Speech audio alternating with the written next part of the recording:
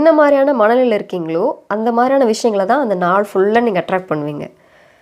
So நீங்கள் வந்து ஒரு மூடியான மைண்ட் செட்டப்பில் ட்ராவல் ஆகிறீங்க. அதனால தான் மார்னிங் டைமில் இந்த ஸ்டேட்டஸ் பார்க்குறது, இன்ஸ்டாகிராம் போகிறது, ஃபேஸ்புக் போகிறது, எழுந்தவுடன் இந்த மாதிரியான காரியங்களும் பண்ணக்கூடாதுன்னு ஒரு காரணம் தான். ஏன்னா அது ரேண்டமாக சில விஷயங்கள் நம்ம பார்ப்போம். அது வந்து நம்மளோட மூடை வந்து கம்ப்ளீட்டாக என்ன செஞ்சிடும், வேறு ஃபார்முக்கு கொண்டு போயிடும்.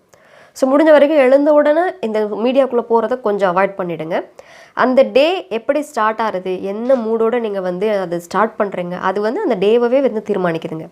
ஸோ முடிஞ்ச வரைக்கும் நல்ல தாட்டில், நல்ல ஒரு வைப்ஸோட, ஒரு நல்ல ஒரு ப்ரேயரோடு நீங்கள் ஸ்டார்ட் பண்ணுங்கள். அதுதான் பெஸ்ட்டாக இருக்கும். ஒரு பிரச்சனையோட, ஒரு ப்ரெஷரோட நீங்கள் ஸ்டார்ட் பண்ணிங்கன்னா அது உங்கள் மைண்டு வந்து அந்த வைப்ஸில் இருக்கும்போது அந்த மாதிரியான விஷயங்களை தான் அது நிறைய அட்ராக்ட் பண்ணும். அப்போ அந்த டே ஃபுல்லாக அதே மாதிரி தாட்டோடு தான் நீங்கள் ஃப்ளோ ஆவீங்க. ஸோ முடிஞ்ச வரைக்கும் இதை கொஞ்சம் கான்ஷியஸாக நீங்கள் நல்ல தாட்டோடு அந்த டேவை ஸ்டார்ட் பண்ணுறதுக்கு ட்ரை பண்ணுங்கள். அது கண்டிப்பாக உங்களுக்கு ஹெல்ப்ஃபுல்லாக இருக்கும். நன்றி.